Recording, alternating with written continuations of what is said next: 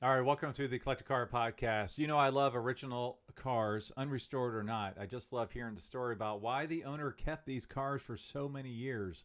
So we're going to hear the story of someone who lost a 67 Pontiac GTO, didn't lose it, sold it about a year and a half after purchase, and then ended up buying it back decades later. So we'll hear that here in a second.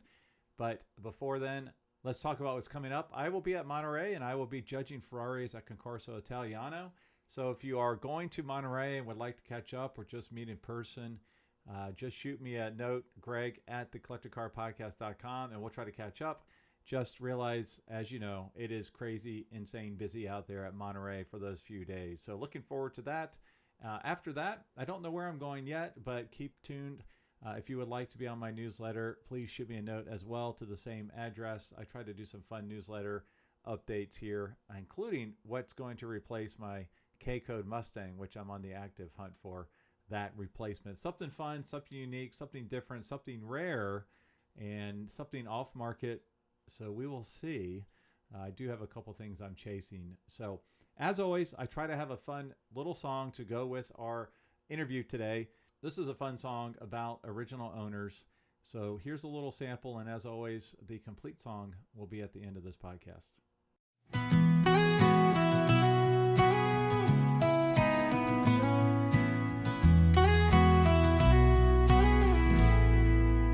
He bought her new in the summer of '67, with gold paint gleaming like a glimpse of heaven.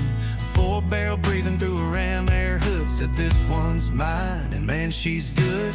Worked 2 jobs, paid her off in cash, drove her home slow so the feeling would last. She was freedom fire and first. RM Sotheby's is the world's largest collector car auction house by total sales. They are the preeminent market maker of high-quality collector cars and collections, regardless of size or complexity. By working in partnership with the Sotheby's team and its network of 80 offices in 40 countries, RM Sotheby's has established the largest client network of any collector car auction house in the world. Join the RM Sotheby's family by connecting with one of their car specialists at rmsotheby's.com or contact me directly at gstanley@rmsotheby's.com. All right, Tom, you are something that's rare in the car world is that you're the original owner of a car from the 60s that you haven't necessarily had it since new, but you've owned it and you found it again. So tell us a little bit about the incredible car that's behind you. It was a 1967 Pontiac GTO that I ordered from Marty Pontiac in Columbus, Ohio. I was finishing graduate school, and my folks helped me buy this because I never had my own car before.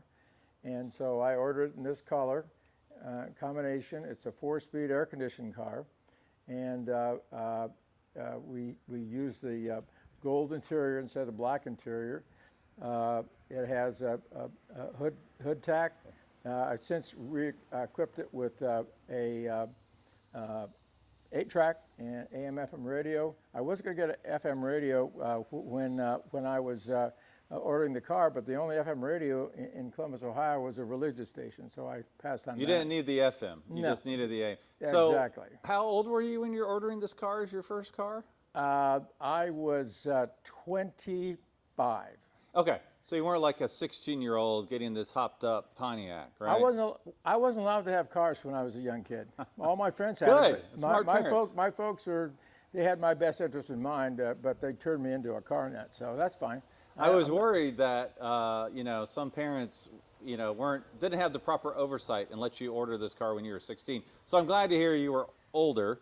Now we met briefly a year ago, and obviously I have a '66 gold GTO with gold interior and a black top, and and red fender liners. So when I saw your car, I was like, whoa, this is something special. So tell us a little bit about how you lost the car, or no longer were the owner for a little while, and then how you got it back. And I had the car for a year. I'm a physician, and in those days, in the late '60s, all physicians had to go into service because of Vietnam. I fortunately was able to obtain a commission with the U.S. Coast Guard and served as a flight surgeon in St. Petersburg, Florida. So we took the car to Florida. My wife was pregnant with our daughter, and we went to the obstetrician actually a day before she delivered. And the obstetrician said, oh, about 2 weeks. Well, that night, my wife went into active labor. And we were about 20 minutes from the hospital. And I said, honey, get in the GTO, we're going to the hospital. Oh, I have to pack my bag. I said, I'll pack your bag, get in the car, we're going to the hospital.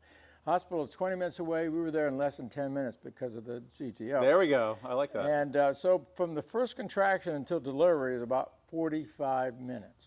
Wow. And everything's just fine.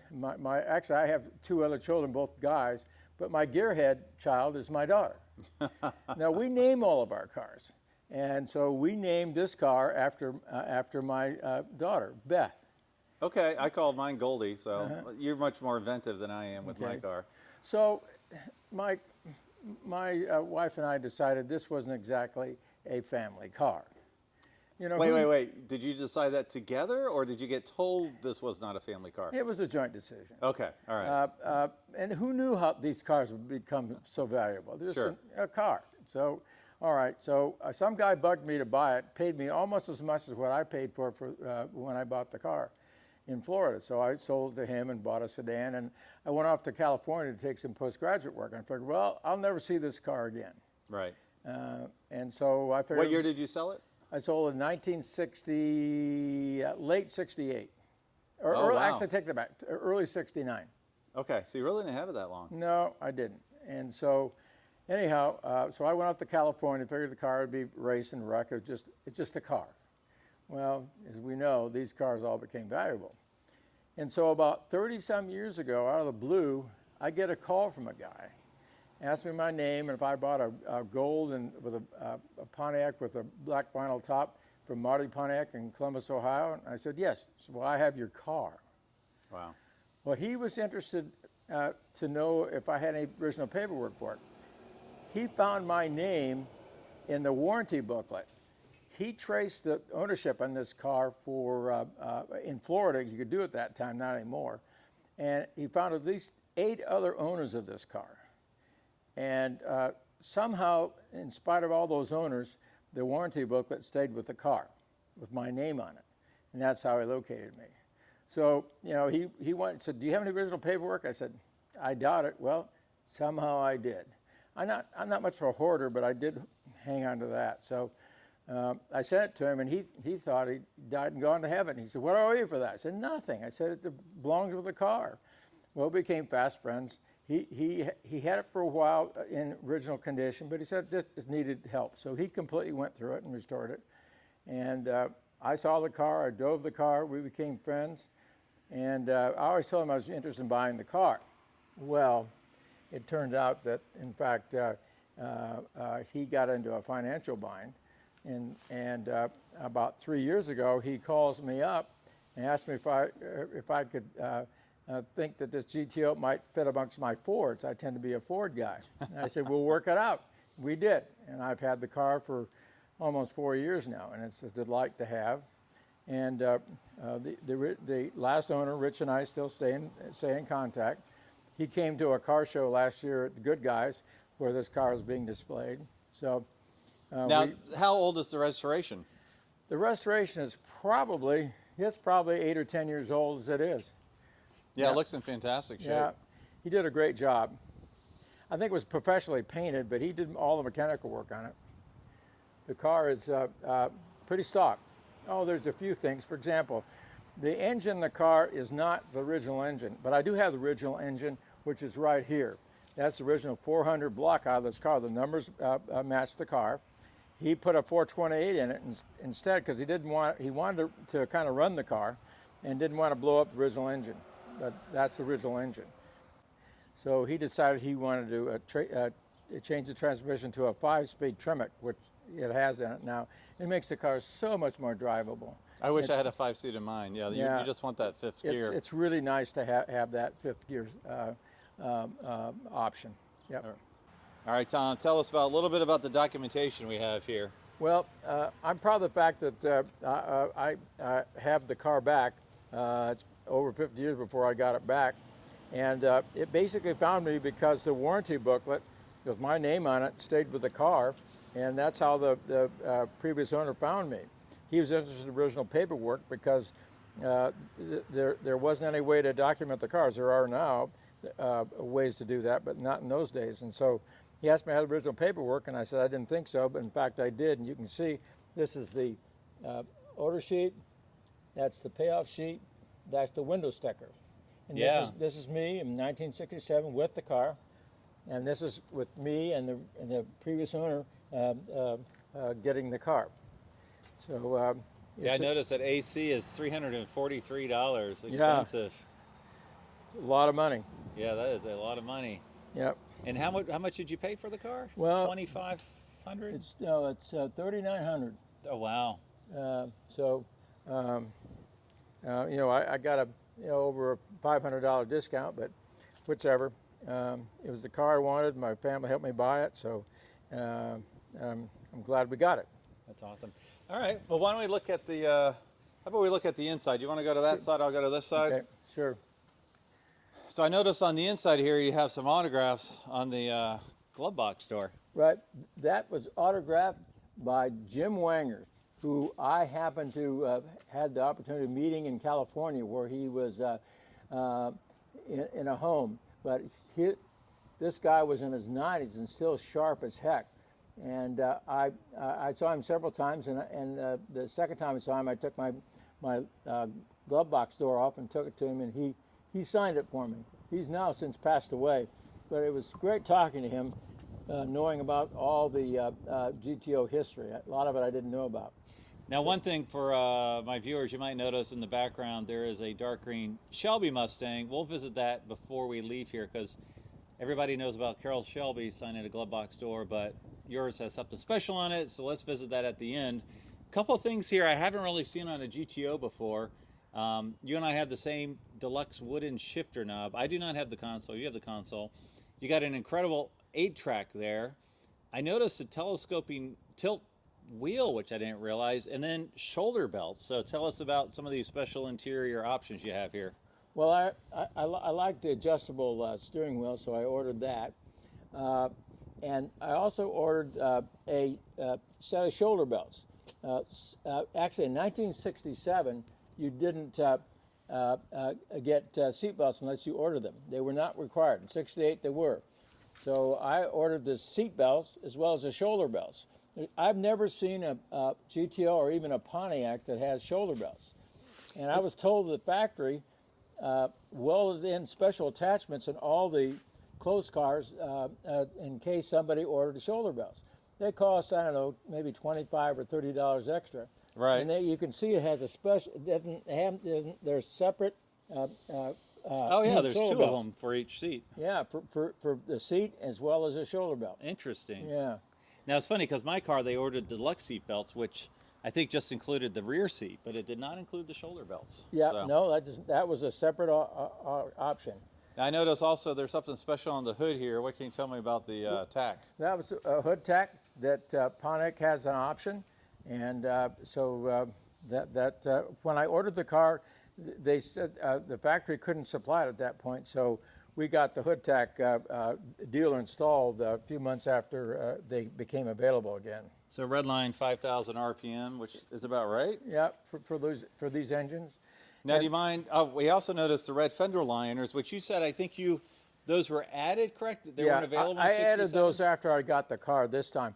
I didn't even know about those as an option. In fact, they were only an option for 66. You could get them for 67 because basically fit. I knew even about them, and so I saw them. I loved them, and so I ordered a set. They were a little bit more expensive than the original ones, but they were nice. They fit pretty well. I have a really good mechanic who put them on for me, and I have the Rally 1 wheels on the car. They're 15-inch instead of 14-inch.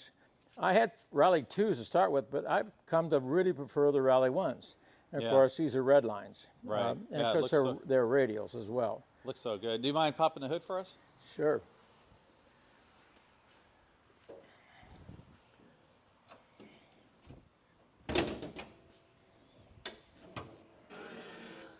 All right, so 67, that's when they went to the 4-barrel and the 400 cubic inch, is that right? Yes. Now, when I was told when I asked, power difference, they said that the 400 is just as strong as the 389 triple deuce, if not even a little stronger. Probably, and actually the Quadrajet carburetor probably is a lot better option than the 3.2s. The 3.2s were mechanical, connected linkage, and they were constantly requiring readjustment. The Quadrajets are great carburetor, so I'm happy with that. When I had the car, had no problem at all. I wasn't much of a guy to race cars, so occasionally I did a stoplight with people, but that wasn't my game in those days. What's interesting, just some of the research I did back when I was doing on my cars, the AC cars actually had the whole radiators specifically for AC cars. It's Right. like I think a 17 inches of coolant area instead of 15.5 inches, Right. and the whole substructure is specific to AC cars, which is pretty cool. You can see in the non-AC cars, there was a special metal device that went here. Well, they had a different fan shroud, and so that wouldn't work on the AC cars. Oh, okay. You see the non-AC cars, they have this metal pad that goes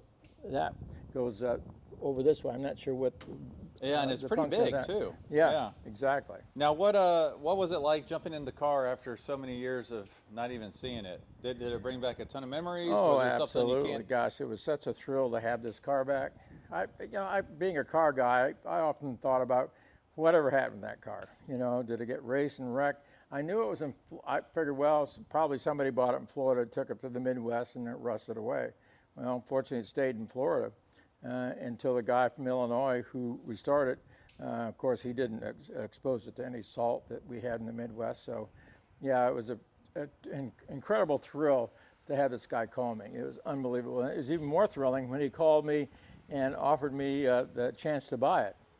Yeah. You rarely get to buy your original car back. Yeah. That's really uncommon find. Unfortunately for me, my first car was a 68 Mustang, which is great, but it was a 6-cylinder, 3-speed basic coupe. Even if I could find it back, I don't know that I'd honestly want it. Yeah, really, exactly. Right. Well, all right, before we say goodbye, let's take a second and look at that Shelby. Is that all right? Sure, let's do it. Okay, I said we would only talk about this wonderful Shelby, but I do have to call out the fact that Tom said that Corvette behind him is his wife's car. So is she a Chevy fan, Corvette fan? Yes, very much so, especially 62s. Okay. That's how we bought that car. It was a pretty nice car mechanically. Cosmetically, it wasn't. So we basically did all the cosmetics on it. And beautiful car. Yeah, and it's a numbers matching car. It's a 4-speed car. And it's a red on red color. We replaced the top. And we have a hardtop for it, which is right here. Right. Okay. Right. That's very cool. All right. So we got to look at the 66 here. So it seems like this Ivy green is a fairly rare color. It is 10%. 10% Ivy green cars, and I mentioned that something special. So tell us about the glove box store. I think everybody's seen Carroll Shelby name on it, but you have a lot more. Well, the first thing I ever did with this car when I got it was to take the glove box door off and refinish it. And the first Shelby meet that I ever went to was in California, where I used to live and where this car came from, was at Sears Point. I don't know what the name of the track is now, but it's in Marin County, not far from where I lived. And so in those days, you could take things in there for Carroll to sign, and Carroll not only signed this, but all his race car guys did. Bob Bondurant's in there, and Sears, and a bunch of other guys who raced for Carroll. And so I took it there. We stood in line. I have a picture of him signing it, as well as his race car guys. They didn't charge us. Wow, that is very unlike Carroll. Well, yeah, he caught on to that pretty quick. Yeah. And I had some pictures. I got to know Carroll indirectly at events. I knew a doctor that took care of him. And so Carroll would see me. He said, I know you're an eye doctor, but I forget your name. I know you got a Shelby. So anyways, and so I got some pictures with him next to me, and I sent it off. And to have him sign it with, I think, a $50 check, I never got anything back except the canceled check. Well, I knew I was going to do it at a Shelby meet, and he was going to be there. So I got another picture. I told him the story. He signed it right there for me. Yeah. That's awesome. Right. Well, thank you for sharing your not only your garage, but your original owner's story on the GTO with us. My pleasure.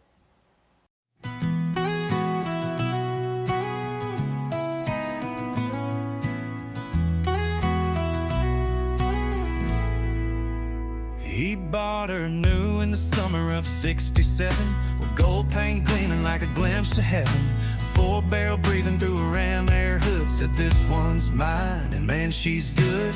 Worked 2 jobs, paid her off in cash, drove her home slow so the feeling would last. She was freedom fire and first love's glow, but life gets heavy and sometimes you let go. He sold her fast in just under 2 years, said goodbye through a cloud of tears. A baby on the way, bills to pay, told himself I'll find her again someday. Someday turned into decades long, with only memories and that GTO song. He searched old ads and followed trails like chasing wind through rusted rails. He's the original owner, heart still tied to that golden gold he swore had died, but still remembers and fate keeps score. What's meant to be comes round once more. From back road dreams and auction notes, he found his long lost golden gold.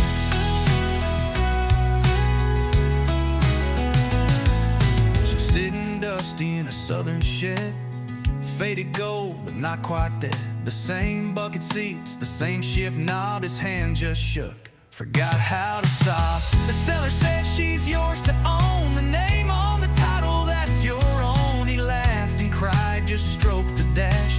Girl, we've both still got some gas, 'cause he's the original owner, full circle ride.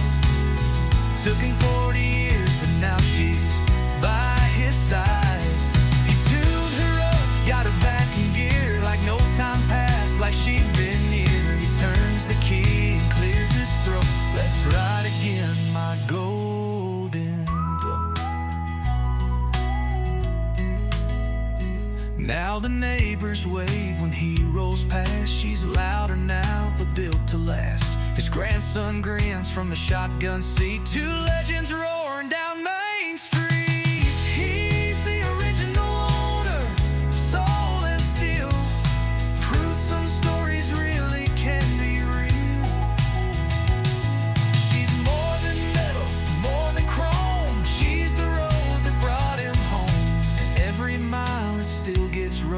The man who found his golden gold.